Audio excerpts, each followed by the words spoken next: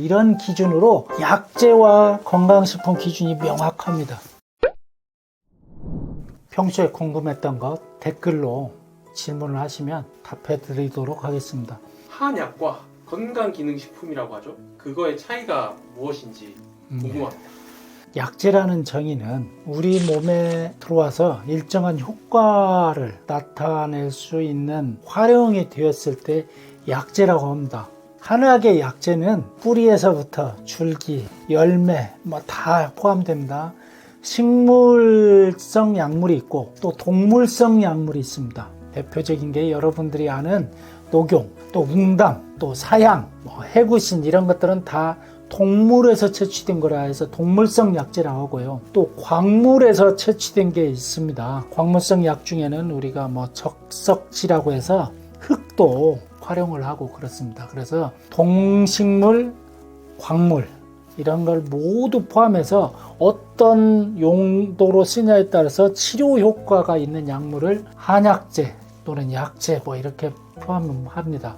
그래서 천연약물이라고도 하기도 하는데 한약재라는 우리 전통적인 관점에서는 그런 부류로 하고 있고요. 그런데 이런 약재들이 사실은 농산물로도 쓰입니다. 대개가 식물성인 경우가 많죠. 농산물로 쓸 때는 농산물로 들어가고 이걸 이렇게 한약 유통 단계로 들어오면은 한약재가 됩니다. 그런데 이제 조금 더 올라오면 식품 중에서 건강에 그런 도움이 되고 특정 기능이 좋아지는 효과가 있는 것들을 갖다 건강기능식품이라고 합니다.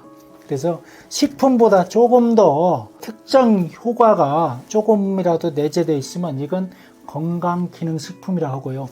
이것을 전문가의 치료 효과로 전문적으로 활용했을 때 약품이라고 합니다. 그러면 지금 질문하신 것처럼 똑같은 인삼인데 이걸 쪄가지고 만들었더니 홍삼이 돼가지고 막 홈쇼핑에서도 팔고 삼계탕에 인삼도 넣고 황기도 넣고 해갖고 푹 구워서 했는데 그때는 이게 농산물이고 또 한원에 갔더니 똑같은 인삼이 약재에 들어가면 한약재냐?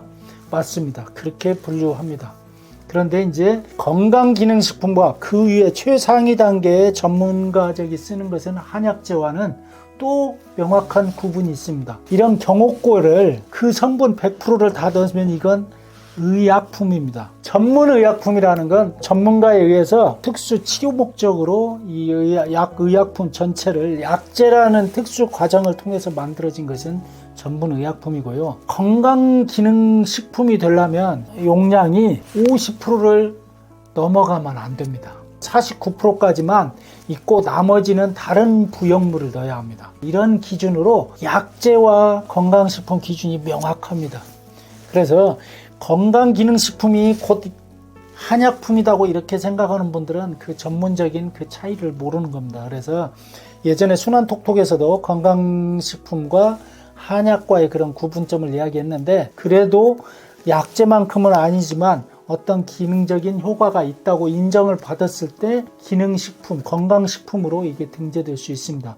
근데 건강식품으로 등재하려면 효과를 입증할 만한 임상적 데이터, 실험적 데이터를 전문기관에 의뢰를 해서 건강식품은 그렇게 나오는 거고요. 의료기관에서는 건강식품도 취급을 할 수 있고요. 약품도 취급을 할 수 있는데 건강기능식품점에서는 건강기능식품만 취급할 수 있고 한약품, 전문의약품은 취급할 수 없다는 차이가 있습니다. 그래서 경옥고 공진단은 말씀하신 대로 전문의약품이기 때문에 건강기능식품으로 유통을 할 수는 없는 유통적인 문제까지 이게 들어갑니다. 약사법에 명시가 정확히 되어 있습니다. 결론은 건강기능식품과 약품은 같은 제품이어도 이게 어떻게 쓰이고 또 만들어지는 누가 취급하냐에 따라서도 차이가 있고요. 그 총량으로 볼 때 건강기능식품은 의약품만큼의 그런 완전한 성분을 다 가지고 있지는 않다. 그런 데서 식품은 식품이고 약품은 약품입니다. 또 재미있는 건 건강식품을 만든 분들이 전문의약품의 명성을 차용하고 싶어 해요. 우리가 만든 것도 경옥고 공진단하고 똑같단 말이야 하면서 이름도 비슷하게 쓰려고 합니다. 녹용고 무슨 고 해가지고 이렇게 있는데 정확하게 경옥고 공진단은 한방 의료기관이나 제약회사는 유통을 할 수 있는데 건강기능식품을 만드는 회사 이런 데서는 유통하지 못합니다. 여러분들이 그래서 정통, 경옥고 정통 공진단을 원하신다면 전문가를 찾아가시고 전문 의료기관을 찾아가야 한다고 이해하시면 됩니다. 순환톡톡이었습니다.